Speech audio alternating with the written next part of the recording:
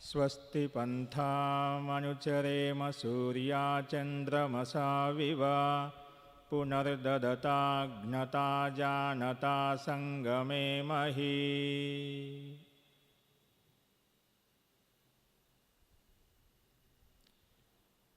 उपस्थित आदरणीय स्वामी जी, ब्रह्मचारीगण, धर्म प्रेमी सज्जनों, हम सब क्या चाहते हैं? यहाँ बड़े लोग भी हैं, इसलिए बड़ों के हिसाब से मैं विषय ले रहा हूँ। तो हम सब क्या चाहते हैं? सामान्यतः यही बोलेंगे कि हम सुख चाहते हैं, आनंद चाहते हैं, यही कामना है ना। इससे अलग भी कुछ कामनाएं हैं। प्रयास करके जो कुछ भी काम करते हैं संसार में, सुख के लिए कामना करते, आनंद के लिए कामना करते हैं। लेकिन सुख है क्या, आनंद है क्या, वो जानना चाहिए पहले। सुख माने जो संसार में मिलता है वो सुख है, जो संसार मिलने वाला जो है वो सुख है।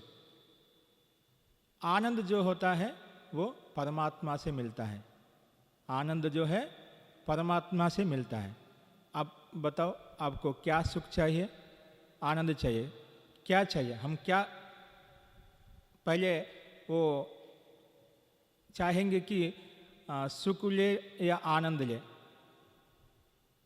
तो हर व्यक्ति बोलेंगे कि हम आनंद चाहते हैं, सुख नहीं चाहते, क्योंकि आपने बोल दिया कि सुख तो संसार में मिलता है, संसार का सुख नहीं चाहिए, हमको आनंद चाहिए, परमात्मा का आनंद चाहिए, क्योंकि परमात्मा से शाश्वत आनंद मिलता है, दीर्घकालिक का सुख आनंद मिलता है।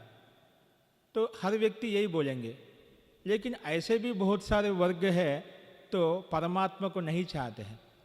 चाहते हैं ना, जो संसार में सुख का जो सुख साधन है, जितने भी हम सुख के साधनों को भोगते हैं संसार में रहते हुए, क्योंकि परमात्मा का तो सुख तो देखा नहीं किसी ने, कि इसलिए क्या सोचते हैं कि तो परमात्मा तो देखे नहीं है, इसे संसार जो प्राप्त भी को छोड़ के अप्राप्ति के लिए क्यों याचना करना है। इस दृष्टि से सब लोग बोलेंगे कि हमको संसार में सुख, वैभव, बुद्धि, बल, शक्ति, सामर्थ्य से युक्त जो है हमको यही चाहिए। लेकिन वो सांसारिक व्यक्ति लोग हैं, इस प्रकार के सोचते हैं। तो हर व्यक्ति की आनंद की कामना होती है। तो आनंद चाहिए तो हम क्या करना चाहिए, किस ओर आगे बढ़ना चाहिए? तो उसमें एक अभी मंत्र बोला मैंने, स्वस्ति पंथा मनुचरेम सूर्या चंद्रमसा विव पुनर्ददता ज्ञता जानता संगमे मही। मंत्र बहुत सरल है। स्वस्ति पंथाम अनुचरेम, मन मंत्र हम सब भी क्या कहते हैं कि क्या चाहते हैं कि हम स्वस्ति पंथा में आगे बढ़ना चाहते। स्वस्ति ने अच्छे मार्ग पे आगे बढ़ना चाहते हैं, कि मोक्ष मार्ग पे आगे बढ़ना चाहते हैं, सुख के मार्ग पे आगे बढ़ना चाहते हैं। इसलिए स्वस्ति पंथा पे आगे बढ़ना चाहते हैं तो क्या करना चाहिए? सूर्य चंद्र मसा विवा, అంటే सूर्य और चंद्र जो है उसके समान काम करना चाहिए। सूर्य चंद्र कैसे काम कर रहे हैं? वो निरंतर काम कर रहे हैं। निरंतर में लगातार, कभी कोई विश्रांति नहीं है। हम विश्रांति ले रहे, लेकिन सूर्य चंद्र का विश्रांति भी नहीं है, ऐसे निरंतर काम कर रहे हैं। ऐसे कोई भी व्यक्ति, हम स्वस्ति पंथा मोक्ष मार्ग में जाना चाहते हैं, विशेष सुख को पाना चाहते हैं, कैसे काम करना चाहिए? तो सूर्य चंद्र के समान निरंतर काम करना चाहिए। जो व्यक्ति निरंतर ऐसे, कोई भी क्षेत्र हो, हर व्यक्ति का अलग अलग क्षेत्र होता है, उस काम में आगे बढ़ना चाहते हैं, उसमें कार्य में सफलता सिद्धि पाना चाहते हैं, तो निरंतरता अत्यंत अनिवार्य है। क्योंकि इस विषय में महर्षि पतंजलि क्या कहते हैं?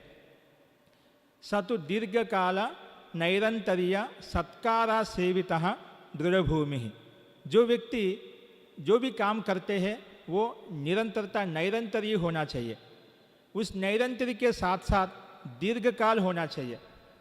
केवल हम निरंतरता तो कर रहे हैं, लेकिन बीच में गैप आ गया 10 दिन का, 7 दिन का या 3 दिन का, फिर आगे बढ़ रहे हैं।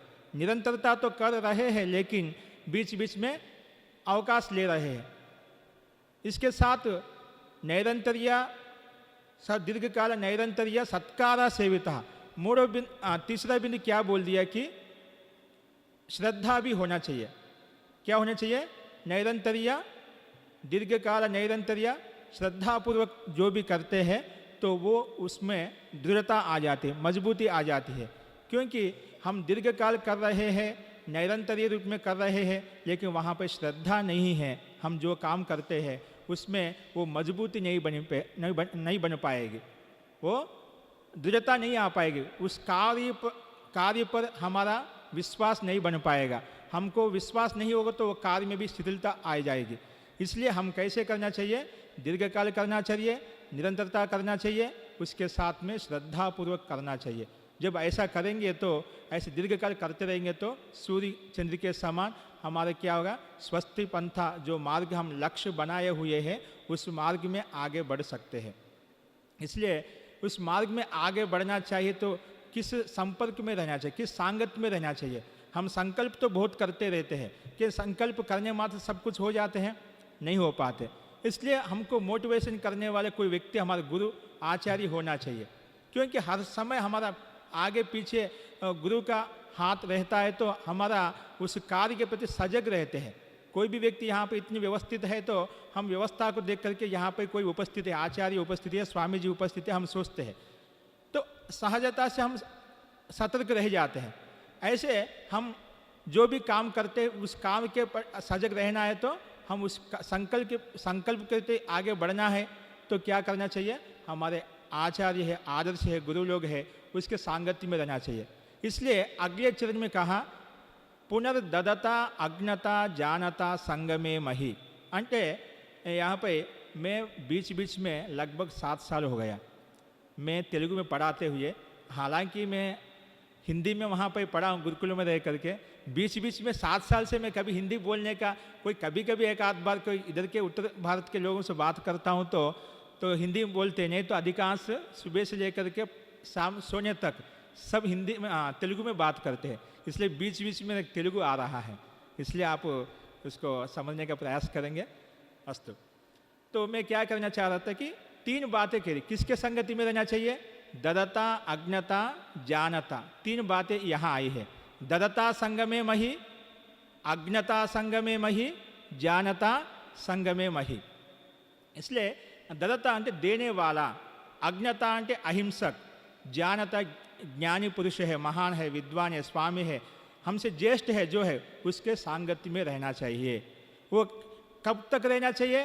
दीर्घ काल तक। हम जो लक्ष्य बनाए हुए हैं उस लक्ष्य को प्राप्त करने तक निरंतरता से हम उसके संगति में रहेंगे तो क्या है? हमारा उत्साह बढ़ेगा, उस कार्य के प्रति सजग रह करके उस काम को आगे ले सकते हैं।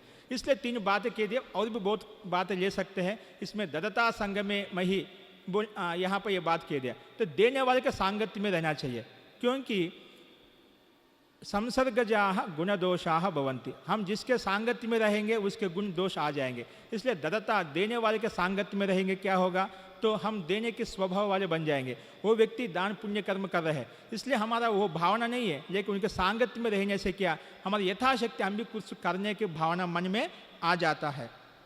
इसलिए हम उस प्रकार के देने वाले के सांगत्य में रहना चाहिए। और दूसरा है अज्ञता संगमे मही। अज्ञता अहिंसक व्यक्ति के सांगत्य में रहना चाहिए। जो अहिंसक माने क्या है?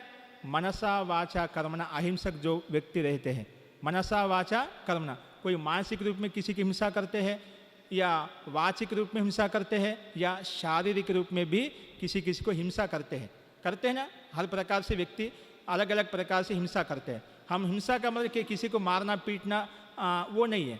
तो मनसा वाचा कर्मणा भी किसी को हिंसा देते हैं। इसलिए उस हिंसा रहित व्यक्ति साधक है, योगी है, ऐसे व्यक्तियों के सांगत में रहने से हम उस प्रकार के रहने से हमारा भाव ऐसे बन जाते हैं।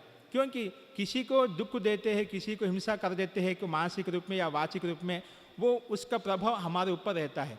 हम जो साधक लोग हैं या किसी अध्ययन में करने वाले हैं, ये छोटे छोटे बातें हमारे ऊपर बहुत प्रभावी हो जाते हैं। हमारे बातें वो हमारे चेष्टाएँ होती है उसका बहुत हमारे ऊपर प्रभाव पड़ता है। और उस कार्य पे जिस कार्य में आगे बढ़ रहे हैं, स्वाध्याय हो, सत्संग हो, किसी व्यक्तिगत अध्ययन में, ये छोटे छोटे बातें हमारे ऊपर कुछ अलग प्रभाव डालते हैं, अलग चांचल्य उत्पन्न कर देते हैं। इसलिए हम अच्छे लोगों के सांगत्य में रहना चाहिए। ऐसे तीसरा बिंदु बताए यहाँ पे, जानता संग में मही। जानता माने जो ज्ञानी व्यक्ति है, महान व्यक्ति है, जो बड़े हैं, ज्येष्ठ है, ज्ञान विज्ञान में श्रेष्ठ है, उस व्यक्ति के सांगत्य में रहना चाहिए। जो व्यक्ति रहता है, क्योंकि ज्ञानी पुरुष लोग हैं, गुरु लोग हैं, हमारे अंदर जो अंधकार अविद्या होती है उस अविद्या अंधकार को हटा करके श्रेष्ठ मार्ग पर ले जाते हैं, प्रकाश के मार्ग पर ले जाते हैं। इसलिए उस मार्ग में रहना है तो हम क्या करना चाहिए? ददता, अज्ञता, जानता, इन तीनों व्यक्तियों के सांगत्य में रहने से क्या होता है, हमारा स्थिति, हम जिस लक्ष्य में आगे बढ़ रहे हैं उस आगे बढ़ने में और विशेष रूप में योग्यता पाने में सफलता मिलती है। उस कार्य को हम श्रद्धा भक्ति पूर्वक आगे ले जाते हैं। क्योंकि हम इकड़ा ज्ञानी पुरुषों के संगति में रहना चाहिए ऐसे बोला। तो ज्ञानी कौन है? ज्ञानी बोलते जो बड़े बड़े लोग होते हैं, विद्वान होते हैं, साधु संत होते हैं, उसी को बड़े व्यक्ति माने, उसी को ज्ञानी माने। तो ज्ञानी का कोई परिभाषा हम उसको सीमित नहीं कर सकते, वो असीमित है। किसी में छोटे, हम जहाँ भी जाते हैं वहाँ कुछ ना कुछ सीख मिलता रहता है। कोई वस्तु से सीख ले सकते हैं, कोई प्राणी से सीख ले सकते हैं, कोई पशु पक्षी से सीख ले सकते हैं। कई प्रकार का वेद मंत्र हमको उपलब्ध होते हैं, पशु पक्षियों को भी सीख मिलती है, दुनिया को देखकर सीख मिलती है। इसलिए एक मंत्र आया है मनुस्मृति में, न तेन वृद्धो भवति यो वै, न तेन वृद्धो भवति, अंचे पे एक श्लोक है, अभी याद नहीं आ श्लोक, न तेन वृद्धो भवति येन अस्य पलितं शिरः यो वै युवापि अधियानः तम देवाः स्थविरं विदुः। ऐसा करके मनुस्मृति में एक श्लोक आया है। केवल बाल बढ़ने से या बाल श्वेत हो जाने से या गाल चिपक जाने से, वृद्धावस्था चिपक जाते हैं ना, उसको कारण से ऐसे वृद्ध लोग हैं वही ज्ञानी व्यक्ति, ऐसा नहीं समझना चाहिए। युवा भी हमारे बीच में, छोटे हो युवा हो, वो भी हमारे बीच में देवता लोग क्या कहते हैं, वो उसको विद्वान समझते हैं, उसको ज्ञानी समझते हैं। क्योंकि हर व्यक्ति में अलग अलग गुण होते हैं, प्रत्येक व्यक्ति में कुछ ना कुछ विशेषता होती है। मानव जन्म लेकर के आए हैं तो किस ना कुछ विशेष योग्यता, विशेष गुण होता ही है। हम उसको पहचान नहीं पाते, हमको पता नहीं कर पाते, यह हमारी योग्यता नहीं होती है। इसलिए हम प्रत्येक व्यक्ति को देखने की दृष्टि से, माने जानने की दृष्टि से देखेंगे तो क्या होगा, हमारे उसमें से, उस व्यक्ति से, उस वस्तु से कुछ ना कुछ सीख मिलती है। इसलिए ऐसा नहीं समझना है कि जो बड़े लोग वही व्यक्ति ज्ञानी होते हैं। हर व्यक्ति हर स्थल में, हर परिस्थिति में, हर संदर्भ में, हर छोटे से बालक से भी, युवा से भी, किसी से भी हम जान ले सकते हैं। इसलिए ऐसे लोगों के सांगत्य में रहने से है यद भावम तद्भवति, उन लोगों की भावना से हम ओतप्रोत होकर के हम भी उसी प्रकार के कार्य में सफल हो जाएंगे। उसी प्रकार के दान पुण्य परोपकार करते हुए, विद्यादान देते हुए हम अपने जीवन में आत्मिक उन्नति कर सकते हैं। इसलिए वहाँ पर विशेष हेतु, विशेष उपमा दे दिया, कैसे मेहनत करना है। तो सूर्य चंद्र मसा विवा, ऐसे करके सूर्य का चंद्र का उपमा हमको यहाँ पर दिया है। इस प्रकार हम मेहनत करेंगे, इस प्रकार उसके सांगत्य में रहेंगे तो हर पल, हर स्थिति में हमको मालूम हो जाए कि हम क्या कर रहे हैं, क्या नहीं कर रहे हैं, कैसे करना चाहिए, कितना करना चाहिए, हम जो कर रहे वो सही कर रहे हैं, नहीं कर रहे। ये सारे बातें लोगों के, विद्वानों के, गुरुमुखों के, माता पिताओं के सांगत्य में रह करके करते हैं तो क्या होता है, ये सारा हमको मालूम हो जाएगा। हम कभी कभी युवावस्था में रहते हैं, अत्यंत उत्साह में रहते हैं तो क्या करते हैं, तो हम हर काम को बिना सोचे विचारे या बड़ों को बिना बताए काम करते रहते हैं। कभी कभी उसी में सफल हो सकते हैं कि सर्वथा ऐसे नहीं होता है। इसलिए हम बड़ों के सानिध्य में रह करके काम करेंगे तो क्या होगा, तो उसमें हमको हर चीज़ में उसमें और श्रेष्ठता आ जाती है, उसमें नैपुण्य आ जाता है, उसकी कार्य क्षमता के प्रति विशेष लाभ मिलता है। इसलिए हम उस प्रकार के प्रयत्न करना चाहिए। हम जो भी कुछ काम करते हैं उस कार्य को सजग रहना है, सजगता से काम करना है तो क्या करना चाहिए, बड़ों के सानिध्य में करना चाहिए। जो उसकी विषय की जानकारी व्यक्ति है उस विषय के जानकारी व्यक्ति के संपर्क रह करके उनसे पूछ करके काम करेंगे तो उसमें श्रेष्ठता आती है। कभी कभी क्या होता है कि चाहे युवा हो, चाहे ब्रह्मचारी हो, चाहे बड़े बड़े लोग हो, अहंकार हो जाता है। वो अहंकार क्या होता है हमारा, कभी कभी अहंकार क्या इतना बढ़ जाता है कि हम सामने वाले कुछ भी नहीं समझते, वो इस विषय में मेरा अधिकार है, ऐसा सोच करके हम हर काम को स्वयं करने लग जाते हैं। क्योंकि कोई भी काम जो एक व्यक्ति निर्णय लिया हुआ वो श्रेष्ठ नहीं हो सकता। कभी कभी हम राज दरबार में देखते रहते, कोई भी विषय को विचार करना है तो क्या करते हैं, मंत्रिमंडल पूरा बिठा करके उसको क्या करते हैं, उसको विचार करते हैं। तो एक व्यक्ति वो निष्णात है, विद्वान है, श्रेष्ठ है, राजा है, फिर भी वो सभा मंडली सभा समावेश कल्पित करके वहाँ पे सबको सामने रख करके उस विषय पर निर्णय लिया जाता है।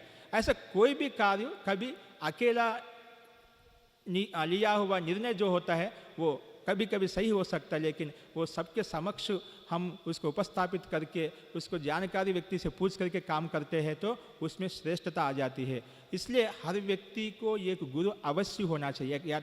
याद रखना, हर व्यक्ति को गुरु अपने जीवन में एक अपनाना चाहिए। हर क्षेत्र में कोई ना कोई गुरु मिलते ही है। जब गुरु की भावना हमारे अंदर श्रद्धा बन जाती है तो वो कार्य में सफल बन जाते हैं। काफ़ी लोग है ना, एक हमको जैसे हम लोग में संसार में देखते हैं, पक्षी जैसे उसके पंख आ जाते उड़ जाते हैं तो उसको किसी के सहारा नहीं लेते हैं, उस प्रकार नहीं रहना चाहिए। ठीक है, हम गुरुकुलों में रह करके कुछ किसी क्षेत्र में रह करके विशेष अध्ययन किया, उसके नैपुण्यता प्राप्त किया, हासिल किया, फिर भी उसके जानकारी व्यक्ति, अनुभवी व्यक्ति कोई ना कोई होते हैं। उसके गुरु मान करके उसकी सांगत्य में रह करके काम करेंगे तो क्या उसमें श्रेष्ठत्व, विशेष उपलब्धि हम पा सकते हैं। इसलिए हम प्रत्येक व्यक्ति के जीवन में एक गुरु अवश्य होना चाहिए, क्योंकि गुरु के बिना हमारा जो भी किया हुआ कार्य कभी ना कभी धोखा देगा, अवश्य धोखा देगा। इतने हम क्योंकि जिसके पास विद्या आती है, जिसके पास धन आता है, जिसके पास कुछ बल मिलता है तो क्या होता है, हम जाने अनजाने में दोष कर बैठते हैं, अवश्य कर बैठते। इतना हम विवेक में नहीं रहते कि हम हमेशा योगी तो नहीं है, क्योंकि संसार में रह रहे, संसार के कार्य क्रियाकलाप में काम कर रहे हैं तो क्या होते हैं, कभी ना कभी चूक कर देते हैं। इसलिए यदि गुरु लोगों के सांगति में रह करके, बड़ों के सांगति में रह करके काम करते हैं तो क्या होता है, हमको मालूम रहता है कि हम अपने कार्य के प्रति किस गति से आगे बढ़ रहे हैं। उसको कार्य को देख करके हम जो करने योग्य कार्य है उसको करते आगे बढ़ते रहने से उसमें सफलता मिलती है। इसलिए हम लोगों के अच्छे श्रेष्ठ लोगों के संगति में रह करके काम करना चाहिए, निरंतरता पूर्वक करना चाहिए। क्योंकि निरंतरता में करने से क्या होता है, एक बल मिलता है। हमको समझ में आए ना आए, जैसे हम उपासना भी करते हैं, ध्यान करते हैं, मन नहीं लगता है, लगता है क्या, नहीं लगता। काफ़ी लोगों को जो प्रारंभिक व्यक्ति है जो विशेष पुरुषार्थ करते हैं उसको साधना मन लगती है, नहीं तो मन में जैसे सामान्य स्थिति में रहते हैं तो इतना विचार नहीं आते, लेकिन आंख बंद करते पता ना जाने क्या क्या विचार आ जाते हैं कि हमको मालूम नहीं किस विचार में डूब गए। मेरे को बाद में पता चलता है कि समय बीतने के बाद वो इतने समय हो गया, अब संध्या करना है, कोई किसी मंत्र का अनुष्ठान करना है, जैसे तैसे करके काम चला जाता है, समय हो गया करके आ जाते हैं। मन नहीं लगता, मन कहीं भाग रहा है, क्योंकि हमारे नियंत्रण में नहीं है। तो नियंत्रण में कैसे आ जाएगा, क्योंकि हम उस विषय में विचार नहीं करते, उसका प्रकार के सत्य संकल्प नहीं होते। इस प्रकार करना चाहिए, ऐसा करना चाहिए। हम बिना विचारे साधना में चली जाते, ध्यान करते रहते, इसलिए क्योंकि उस विषय में विशेष प्रकार से हम चिंतन नहीं कर पाया। इसलिए हम लगातार करने से, निरंतरता से करने से, समय टू समय करने से, समय पर करना चाहिए। कोई व्यक्ति किसी कार्य में रहते हैं, कोई कार्य दायित्व होता है, कोई बाध्यता होती है तो अलग बात है, लेकिन प्राय करके जो जिसके पास अवकाश है, अनुकूलता है, समय पर करना चाहिए। वो उस व्यक्ति को समय पर जो करता है उसमें व्यक्ति को बल मिलता है। मैं बताया अभी महर्षि का सूत्र बताया, सातु दीर्घ काल नैरंतर्य सत्कार सेविता, सत्कार पूर्वक चेयम जो करते हैं उसमें दृढ़ता आ जाती है। से निरंतरता अवश्य करना चाहिए। निरंतरता करने वाले व्यक्ति चाहे विद्या हो, चाहे स्वाध्याय हो, या कोई काम, किसी भी काम करते हैं उसमें निरंतरता का बहुत बल मिल जाता है। जैसे कभी कोई दागा होती है, बड़ी दागा होती है, जैसे बीच बीच में टुकड़े बांध करके गांठ बना देते, कैसे वो दिखने में अच्छा लगता है, क्या मजबूती रहती है।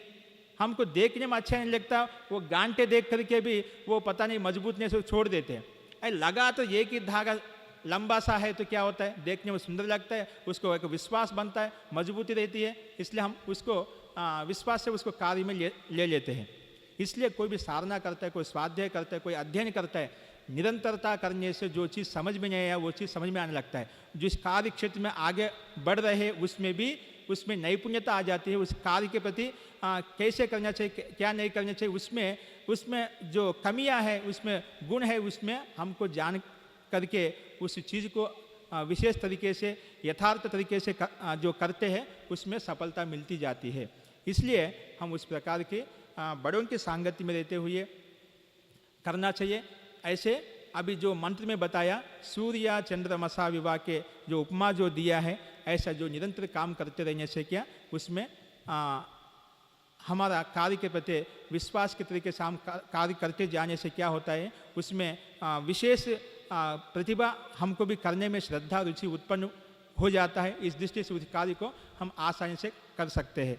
इसलिए हमको यहाँ पर मंत्र क्या उपदेश दे रहा है, हम जो कुछ काम करते हैं, चाहे अरे उपासना हो, साधना हो, संध्या हो, अध्ययन हो, स्वाध्याय हो, हम किसी भी क्षेत्र में कार्य करते हैं, जो भी जिसका जो दायित्व है, कर्तव्य है, उस कर्तव्य के प्रति हम निष्ठा कब आती है, जब उस कार्य को हम श्रद्धा तरीके से करते रहने से, बड़ों के सांगत्य में रहकर करते रहने से, उस विषय के जानकार व्यक्ति है उसके संपर्क में रहकर करते रहने से उसमें मजबूती मिल जाती है और उसमें सफलता मिल जाती है। और इसके साथ भी वो निरंतरता अनिवार्य रूप में करने से उसमें बल मिल जाता है। इस प्रकार के बल आपको मिलना है तो उस कार्य के पर सजग रहना है, तो अपने कर्तव्य कर्म जो है उसके निष्ठा श्रद्धापूर्वक जब करेंगे तभी इसमें विश्वास बढ़ेगा। उस कार्य के प्रति हमारा अत्यंत नैपुण्यता तरीके से अब आगे बढ़ना चाहते हैं तो जब ये नियमों को पालन करते हैं तब जा कर के हमारा स्थिति योग्यता अत्यंत उत्साह बना रहता है। मैं साधकों को बोलते रहता हूँ, जब व्यक्ति एक दिन छोड़ के समय बदल के करता है तो उसमें उस स्थिति नहीं बनती। किसी व्यक्ति को किसी एक विषय में मन लगना है तो कम से कम क्या होगा, आधा घंटा अवश्य बैठना है। आधा घंटे तक हम विचार आते रहते उसको हटाते रहेंगे, आते रहेंगे, हटाते रहेंगे। जब उसमें द्वंद्व युद्ध चलता रहता है, जब एक स्थिति में आकर के आपको मन स्थिर हो जाएगा, आपको मालूम हो जाएगा मैं कब किस विषय में चला गया हूँ। ऐसे विशेष तरीके से अभ्यास करते रहने से क्या आधा घंटे के बाद हमारा स्थिति बनती है। इसलिए हम सूर्य और चंद्रमा के सदृश नित्य निरंतर रूप में काम करते रहना चाहिए और ददता अज्ञता जानता देने वाले के संगति में रह करके, अहिंसक व्यक्ति के संगति में रह करके, ऐसे ज्ञानी महापुरुषों की संगति में रह करके हम कार्य करने से उस कार्य में सफलता पा सकते हैं। हम जीवन में जो सुख चाहते हैं, आनंद चाहते हैं, उस सुख आनंद को पा सकते हैं। इसलिए सब इस विषयों को आप प्रयास करेंगे तो प्रयास करने से उसमें जीवन में सफलता मिलती है। अस्तु, धन्यवाद।